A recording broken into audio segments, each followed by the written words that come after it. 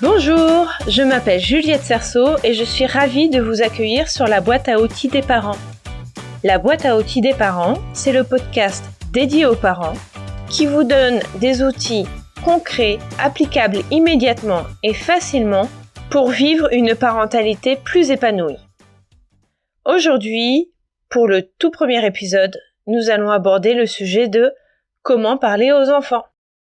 Alors trop souvent dans la rue, dans les parcs, dans les centres commerciaux, bref, partout où il y a des personnes autour de moi avec des enfants, des familles, que ce soit des familles avec les parents ou avec des proches, je vois que l'on s'adresse de la mauvaise façon aux enfants.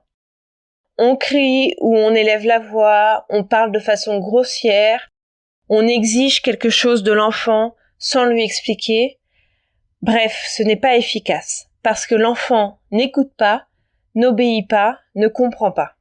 Et ça ne fonctionne pas. Alors nous, on s'énerve ou on se désespère. Ce qui est quand même pas du tout la bonne façon de faire. Et pourtant, la fréquence à laquelle cet événement intervient est très importante. Donc autant le faire de la meilleure façon possible. Un exemple qui m'est arrivé très souvent, c'est que je suis en train de discuter avec ma copine, et il y a nos garçons qui sont proches d'âge, qui s'adorent et qui jouent dans la pièce à côté en faisant beaucoup de bruit. Sauf qu'il y avait les cadets qui étaient en train de dormir, parce que c'était l'heure de leur sieste. Et donc je trouvais qu'ils faisaient un peu trop de bruit, et là alors je reste sur ma chaise en face de ma copine avec ma tasse de thé dans les mains, et je dis fort, « Les garçons, faites moins de bruit s'il vous plaît !» Alors là, ça leur passe complètement au-dessus de la tête. Ils n'en avaient rien à faire. Ils m'ont complètement ignoré et ne m'ont surtout pas obéi. Alors, sachant ce que je vais vous expliquer après, je ne me suis pas énervée, et puis de toute façon, les petits étaient réveillés, alors ça n'avait plus beaucoup d'intérêt. Alors, quelle est la façon optimale de parler à ses enfants ? La première chose que j'aimerais vous dire, c'est que la façon dont on s'exprime, la façon dont on parle à ses enfants est quelque chose que l'on adopte sur le long terme, c'est-à-dire tout le temps. Il n'y a pas un moment où il est approprié de s'exprimer de façon inadéquate à vos enfants. Si vous améliorez la façon dont vous parlez à vos enfants, il va y avoir un vrai bénéfice durable. Alors, je suis consciente qu'il y a des moments où il faut que l'enfant obéisse tout de suite. Par exemple, quand il y a une urgence ou un danger. Alors là, on va parler fort, et puis rapidement, et on va attendre que l'enfant obéisse immédiatement. Là, ok, on le fait, il n'y a pas de problème. Par contre, après, on peut expliquer. On explique pourquoi on a réagi de la sorte, et si l'enfant comprend pourquoi on a réagi de cette façon-là, il va nous faire confiance pour que la prochaine fois qu'on réagit de la même façon, il va obéir tout de suite. Donc concrètement, qu'est-ce qu'on fait ? Alors on commence par rester calme ou le redevenir. Il faut que notre ton soit égal, normal. Si on en a besoin, on peut inspirer et expirer plusieurs fois, s'isoler, ou estimer qu'on va pas réussir à être calme et donc repousser la conversation à plus tard. Mais lorsqu'on a quelque chose à dire à notre enfant, le mieux est de le faire calmement. Là aussi, je suis consciente qu'il y a des moments où on n'arrive pas à redevenir calme, où on peut pas s'isoler, on peut pas respirer, ou alors c'est qu'on est vraiment très en colère et qu'on peut pas se redevenir calme comme ça. Donc faites-le dans la mesure du possible.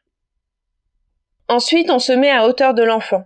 Donc on se met à genoux ou accroupi, ou on s'assoit, ou on porte l'enfant. Bon, peu importe la technique. L'important est que le visage de l'enfant soit au même niveau que le nôtre. Et ça pour plusieurs raisons. Lorsqu'on est debout face à l'enfant, on est logiquement plus grand que l'enfant, et donc on le domine. On a une posture autoritaire. Et ce qu'on veut dans ce genre de discussion, c'est justement abandonner la posture autoritaire pour avoir une posture de collaboration.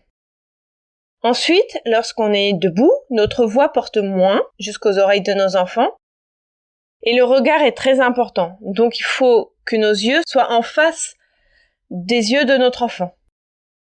Et enfin, lorsqu'on est debout, on peut moins bien voir le visage de notre enfant et donc moins bien voir ses réactions, ses expressions, etc. Alors que c'est très utile pour nous, en tant que parents, pour savoir si le message est bien passé, s'il a été compris. Ensuite, il faut faire attention aux mots que l'on emploie. Alors bien sûr, on évite le langage grossier, comme les insultes ou les formulations trop familières, et ça on le fait tout le temps en présence de l'enfant. Car l'enfant écoute. Je ne sais pas si vous avez remarqué, mais il a quand même toujours une oreille qui traîne. Et si on dit une expression trop familière à d'autres adultes alors que nos enfants sont à portée d'oreille, ou même à notre enfant directement, ils vont le répéter, forcément. Ils vont l'enregistrer et ils vont le répéter. C'est une vraie discipline du coup. Je me rappelle d'une collègue qui disait que les putains étaient une ponctuation pour elle. Alors oui, ok, mais quand on a des enfants, on s'adapte. Après, on peut aussi expliquer qu'il y a certains mots réservés pour les adultes et que les enfants ne doivent pas dire. Mais ça me gêne un peu, parce que nos enfants nous copient. Vous savez, grâce aux fameux neurones miroirs sur lesquels je ferai un épisode dédié. En fait, les neurones miroirs servent à nous sociabiliser, nous, êtres humains. Et donc, ils vont faire en sorte qu'on observe ce qui se passe autour de nous et qu'on reproduise ce que les autres membres du groupe font. Nous sommes les premiers exemples de nos enfants en tant que parents. Donc si on dit des grossièretés, nos enfants vont penser que c'est autorisé et le dire. Mais c'est pareil avec les frères et sœurs, les cousins, les copains et copines, etc. De la même façon, ils vont reproduire ce que eux, ils font. De plus, j'aime bien l'idée qu'il y ait une certaine égalité entre les êtres humains, qu'ils soient enfants ou adultes. Alors bien sûr, les enfants ne peuvent pas avoir les mêmes rôles et les mêmes responsabilités que les adultes, bien sûr. Mais dans la mesure du possible, partout où il peut y avoir une égalité, je pense qu'elle est bienvenue, pour montrer qu'il y a une égalité entre qui que ce soit. Et enfin, je trouve que c'est une technique qui est peu efficace, parce que les enfants ne doivent pas très bien comprendre qu'il y a des personnes qui ont le droit de dire des grossièretés, et d'autres qui n'ont pas le droit. Et d'ailleurs, quand ils sont avec leurs copains ou leurs copines, à mon avis, ils se lâchent un peu. Bon, après, c'est vous qui voyez, vous êtes libre d'essayer. Si ça fonctionne et que ça vous convient, bah tant mieux, sinon essayez de trouver une autre technique. Donc ça, c'était pour le langage familier ou grossier. On va maintenant parler du langage bébé. L'exemple typique que j'ai entendu un nombre incalculable de fois, c'est le « c'est caca » pour tout ce qui est sale. Alors l'enfant ramasse un mégot de cigarette par terre, et là on se précipite et on dit « touche pas, c'est caca !» Bah non, c'est pas caca, c'est sale. Alors je suis désolée de parler de caca, comme ça, mais le caca, c'est ce qu'il y a dans la couche ou dans les toilettes. Éventuellement, c'est ce qu'il y a dans la rue par terre quand c'est un chien qui l'a fait. Mais le mégot de cigarette, c'est pas du caca, c'est sale. Par contre, le caca, c'est aussi sale. Alors, si on dit que tout ce qui est sale, c'est caca, l'enfant va confondre, ne va pas comprendre le concept du mot sale, ni du mot caca d'ailleurs. Ça crée une confusion. Alors que l'enfant est très bien capable de comprendre que le caca, c'est du caca, et que le mégot de cigarette, c'est sale, et que les deux sont sales. Donc, utilisons les bons mots. L'enfant est capable de les comprendre. Si on utilise un mot un peu compliqué, on lui explique.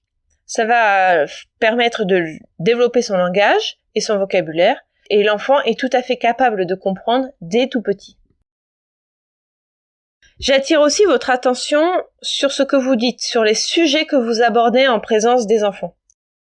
Évitez tous les sujets un peu glauques comme le copain qui est tombé en vélo et qui a une fracture ouverte du péroné, ou le doigt passé au mixeur, ou des accidents de la vie quotidienne, des accidents de voiture, des accidents d'avion, des maladies de proches, etc., etc. Tout ce qui peut choquer vos enfants et provoquer une réaction forte chez eux, évitez ces sujets-là. Attendez qu'ils soient couchés ou dans une autre pièce, mais en s'assurant qu'ils ne peuvent pas vous entendre, pour aborder ces sujets. Et maintenant, je vais vous donner une technique pour exprimer ce que vous voulez de façon à faire mouche à tous les coups. C'est une technique à utiliser avec vos enfants, bien sûr, mais aussi dans votre vie de tous les jours, avec d'autres adultes, avec vos proches, avec votre conjoint ou votre conjointe, avec vos collègues de bureau, avec votre hiérarchie, votre banquière ou votre banquier, que sais-je encore. C'est une technique qui s'appelle DESC. Elle a été créée par Sharon et Gordon Bower en 1976 dans leur livre Asserting Yourself. Il y a 4 étapes. Une étape par lettre, vous l'aurez compris. Donc le D, c'est la première étape, c'est décrire objectivement les faits. Les faits, ce sont des circonstances qui peuvent être objectivement prouvées. Il n'y a pas de jugement. C'est ce qui peut être amené devant un tribunal. C'est aujourd'hui il y a du soleil ou aujourd'hui il pleut, au contraire de aujourd'hui il fait beau ou aujourd'hui il fait un temps de chien. Parce que dès que je dis qu'il fait beau ou qu'il fait un temps de chien, il y a mon jugement derrière. C'est-à-dire que quand je vois du soleil et que d'après moi, ça veut dire qu'il fait beau, une autre personne n'aura pas forcément la même vision que moi. C'est-à-dire que pour une personne qui vit dans un pays où il fait toujours 45 degrés et où il voit pas une goutte de pluie à l'année, ou alors très peu, quand il se met à pleuvoir, c'est la fête chez eux. Alors que chez moi, pas du tout. Donc vous voyez, la perception des choses est complètement différente. Donc, restez au fait. Il y a du soleil ou il pleut. La deuxième étape, c'est le E, pour exprimer son ressenti, ses émotions, ses besoins. Il est très important d'exprimer ce que vous ressentez, quelles sont vos émotions ou vos besoins. Si vous exprimez les besoins d'une autre personne, par exemple, je repense à ma fille qui est trop petite pour dire qu'elle a besoin de dormir, dans l'exemple que je donnais au début, je vais parler d'elle. Alors ça marche pour tous les enfants, vous parlez de lui, d'elle, etc., de eux. Et donc quand vous l'exprimez, vous dites « je ». J'ai besoin de. Il faut surtout exclure le tu qui tue. Vous savez, ce fameux tu accusateur. Donc on va dire « j'ai besoin que la maison soit rangée ».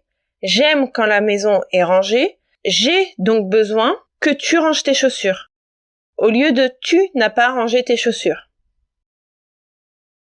La troisième étape, c'est le S comme solution. Donc c'est ouvrir aux solutions. Je vous conseille de proposer plusieurs solutions, pas une seule. Par exemple, je trouve que les chaussures devraient être rangées dès qu'on rentre. Donc je préfère que tu ranges tes chaussures tout de suite. Mais elles peuvent aussi être rangées après le goûter. Là, vous laissez la porte à une discussion, à un compromis. Peut-être que votre enfant ou la personne que vous avez en face de vous va penser à une autre façon de faire. Cette façon de faire ne va peut-être pas vous convenir, vous allez rebondir, bref, c'est une négociation. Mais une négociation qui est basée sur des faits objectifs et un besoin exprimé clairement. Donc les propositions vont être alignées avec ça. Et ça peut d'ailleurs finir par quelque chose qui est très très loin de ce que vous avez proposé initialement. Et dans votre vie d'adulte, d'autant plus, puisque si vous utilisez cette technique avec des adultes, ils vont peut-être exprimer eux-mêmes des besoins ou des émotions contradictoires aux vôtres, et la négociation va donc prendre un autre tour. Vous allez essayer de trouver une solution qui prend en compte les besoins de chaque personne. Mais avec les enfants, je dois dire que c'est plus rare, parce que c'est normal, ils sont moins force de proposition. Et ils identifient moins bien leurs émotions, leurs ressentis et leurs besoins. La quatrième étape, c'est C pour conséquences, c'est-à-dire prévenir les conséquences en cas de changement. Donc dans cette étape-là, vous allez envisager la situation dans laquelle, malgré la solution trouvée, elle ne se réalise pas. Donc dans le cas des chaussures, vous avez convenu que votre enfant rangerait ses chaussures après le goûter. Il ne le fait pas, qu'est-ce qui se passe? Dans votre vie d'adulte, la solution trouvée ne fonctionne pas ou est finalement impossible à mettre en œuvre, qu'est-ce qui se passe? Alors pour les enfants, la conséquence à laquelle on pense de façon automatique est la punition. Alors ce n'est pas la solution que je préconise et d'ailleurs je ferai un épisode complet sur les punitions. Je pense qu'on peut faire de façon plus constructive en essayant de comprendre pourquoi ça n'a pas fonctionné et essayer de trouver une autre solution. Comme je vous l'ai dit, les enfants sont assez peu conscients de leurs émotions, de leurs ressentis et de leurs besoins, et ils sont peu force de proposition. Donc il va falloir que vous redoubliez de propositions d'interprétation, etc., etc., pour trouver une solution qui soit faisable et acceptable par tous. Donc si je reprends l'exemple du début sur les garçons qui faisaient trop de bruit en jouant alors que les petits étaient en train de dormir. Si j'avais voulu faire mouche, j'aurais dû me lever, aller vers eux, les arrêter, m'accroupir et leur expliquer calmement. Les garçons, je sais que vous êtes contents de vous retrouver et que vous adorez jouer ensemble. Mais là, vous faites trop de bruit. Du coup, ça réveille votre petite sœur et votre petit frère. Et eux, ils ont vraiment besoin de dormir. Peut-être que vous pouvez aller jouer dans une autre pièce, ou dehors, ou changer de jeu. Tiens, faites un jeu de société, par exemple. Mais si vous faites trop de bruit, ils ne vont pas pouvoir dormir, et ils vont passer une mauvaise après-midi, et nous aussi, du coup. Bon, je brode un peu pour l'exemple, mais enfin, là, vous comprenez qu'ils m'auraient écouté. Alors, pour résumer, pour parler à ses enfants, il faut être calme, se mettre à hauteur de l'enfant, faire attention aux mots que l'on emploie, pas de langage familier ou bébé, pas de grossièreté. L'enfant a toujours une oreille qui traîne, donc faites attention au sujet que vous abordez. Et utilisez la technique DESC qui fonctionne avec tout le monde, pas qu'avec les enfants. D pour décrire objectivement les faits. E pour exprimer son ressenti, ses émotions, ses besoins. S, ouvrir aux solutions. Et enfin C, prévenir les conséquences en cas de changement. J'en ai fini sur ce sujet. Je vous remercie de votre écoute.